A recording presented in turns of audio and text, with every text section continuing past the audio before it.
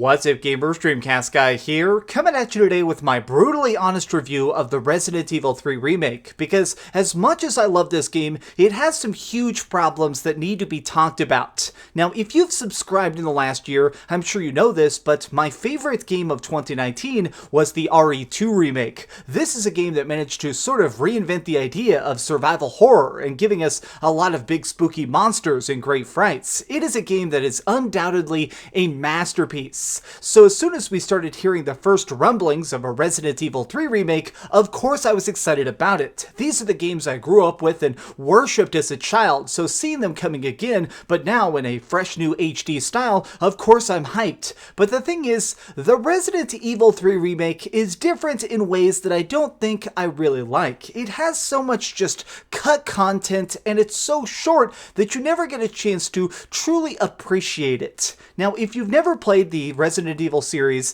the major difference from RE2 to RE3 is that Resident Evil 2, it takes place after this town, Raccoon City, is basically destroyed. By the time our hero showed up, everything is 99% dead, and now there's zombies and monsters kind of roaming across the streets. Whereas Resident Evil 3, this is things are going down. In fact, the opening of the game is Jill Valentine, our new hero. She's waking up in her apartment and already hearing the screams of those being attacked. She gets a chance to, as a police officer, try and defend the town that she herself has always known. This ends up creating a totally different tone to the story itself, because now instead of just being people trying to desperately survive in a strange land, it's more personal. It's more about these people trying their very best to save everyone around them. You see civilians, you see the random people who actually lived in this town itself now being torn apart. It's so much more visceral, and it has a much deeper impact, and they do that in some smart ways.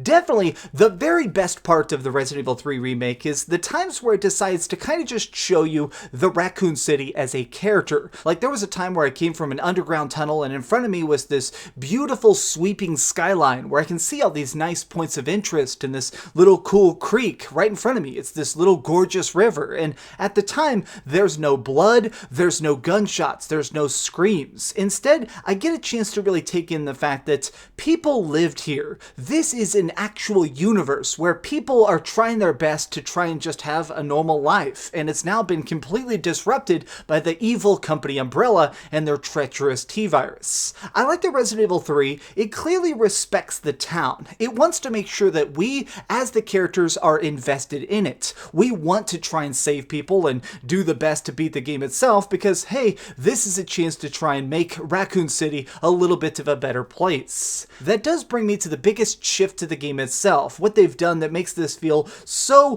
100% different, which is that even though this is called a survival horror game, I definitely consider this only a third-person shooter. There is a ton of action in this. Pretty much every second of this game you're always being chased or trying to dodge somebody, or you're getting your handgun ready to try and blast somebody else. There is way more combat. It seems like there's about 3 times the zombies. There's new styles of monster, like this big thing in the sewers that's like a gooey frog monster. It's pretty clear that the developers this time around, they wanted you to be afraid and constantly moving, to keep it where you're under pressure. And part of the way they do this is that since we're being flooded by enemies, there's a lot of systems in place to try and make this feel more combat heavy, but also giving us new tools on how to fight. Like, of course, there's the reloading tool. You can now create bullets as you find gunpowder and stuff like that. You can combine it yourself because, of course, Jill Valentine is an experienced police officer. She knows how to make her own bullets, and then using these, you can blast even more people. Or something that's definitely the biggest shift,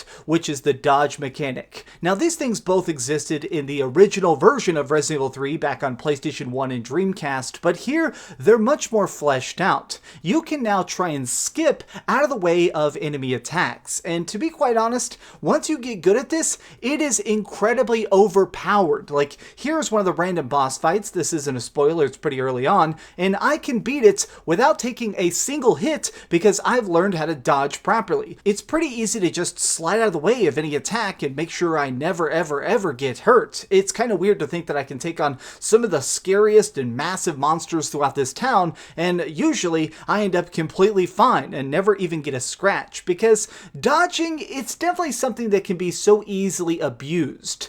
Everything you're seeing in this video, by the way, is on normal difficulty. And the reason I'm telling you that is because this stuff looks ultra easy. You're probably wondering, how are these zombies dying so fast? How are these mega mutants just being blasted once and melting?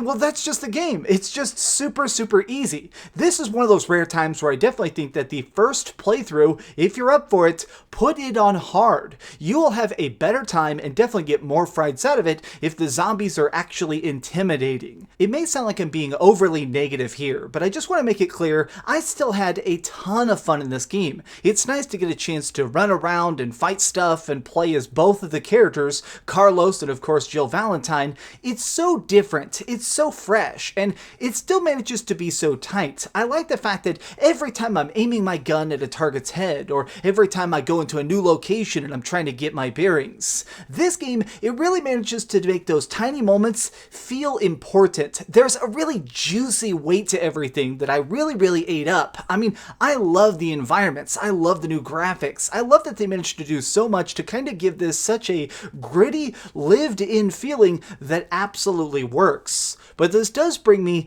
to the most massive downside of the game, and what I think is probably going to turn some people off, which is that there is a tremendous amount of cut content. This game is short. My first playthrough, while trying to find every collectible and backtracking to get every single unlockable I could find, was about 5 hours. Yes, you heard me correctly. Playing on normal difficulty, this was 5 hours. And that to me is very short. And the reason it is such a quick little journey is because they removed a lot of big, really important chunks of the original game. If you played the original Resident Evil 3, I'm sure you're going to remember certain locations like the clock tower. This was a key puzzle area that was really cool and definitely a fan favorite. Well, now it's been cut. It is not in the game at all. You see a glimpse of the tower at one point, but you can never go into it. Unfortunately, to go along with these cut locations, they've also removed nearly all of the puzzles. Yes, this is a huge downside to me, but if you played the original version of this game, part of what made it as long as it was is the fact that you spent a lot of time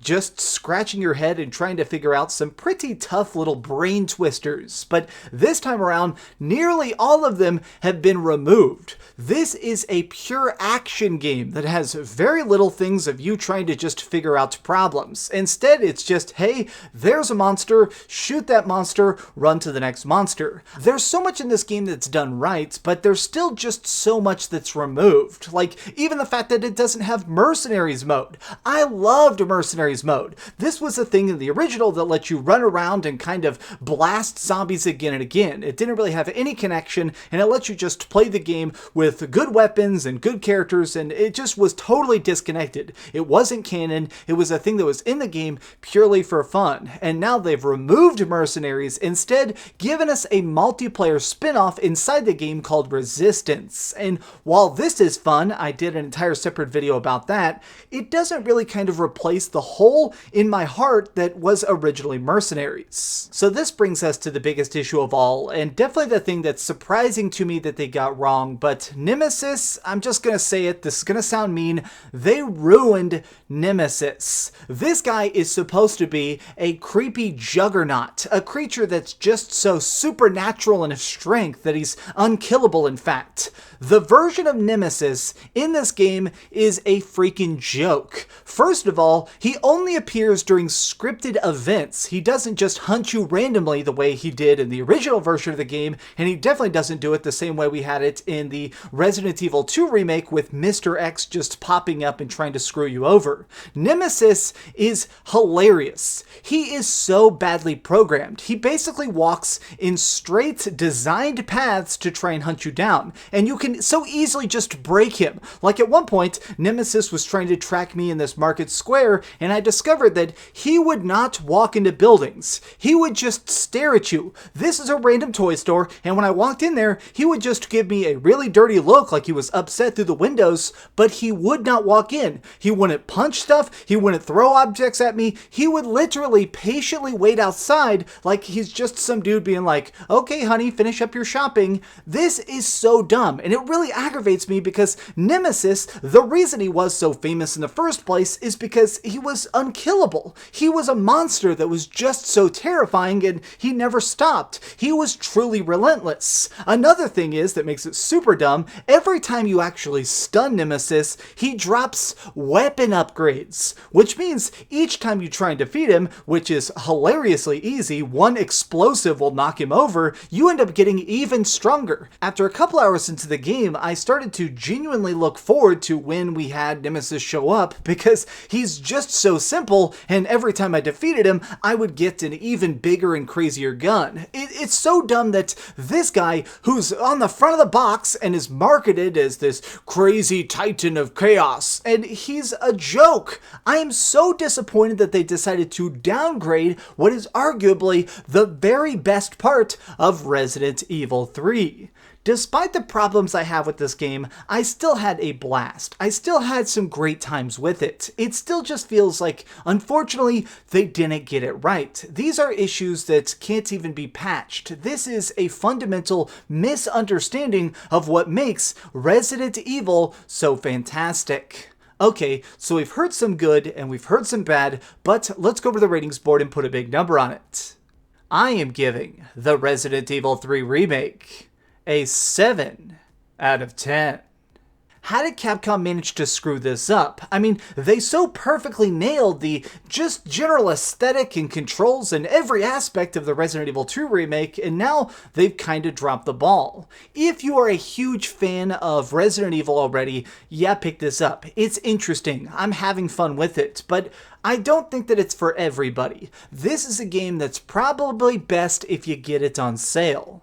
Thanks so much for watching, gamers. If you enjoyed this video, please give it a thumbs up, share with your friends, and subscribe if you haven't already. But do me the biggest favor of all and keep dreaming. Thanks so much for watching that video. If you want to see something else, you can always click this link to see what I put up last, or, subscribe and see what's coming up next. Also, I promise that whatever I do, it'll try not to suck.